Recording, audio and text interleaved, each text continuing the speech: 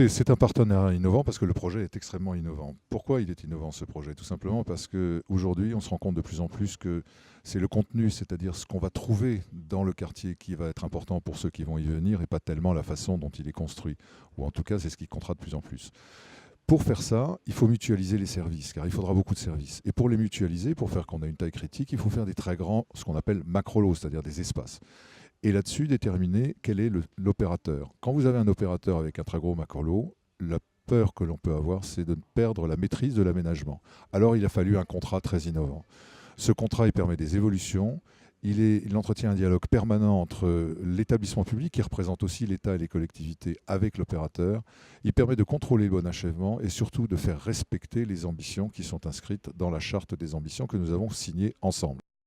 Sur la charte des ambitions, évidemment, on peut toujours avoir des ambitions, mais si elles ne sont pas acceptées par les co-contractants dans quelque chose qui engage les parties, ça ne sert à rien. Nous avons donc souhaité que la charte des ambitions que nous avions pour ce quartier, et que Bouygues d'ailleurs partage complètement, soit clairement dans la convention cadre, qui a une valeur contractuelle que nous avons signée, et qui reprend les principales dimensions du projet, son aspect humain, son aspect moderne, son aspect également très lié à toutes les nouvelles tendances de la ville. Tout ceci figure dans quelque chose qui est certes général, mais qui fera qu'à chaque fois, le cadre des intentions sera contractualisé.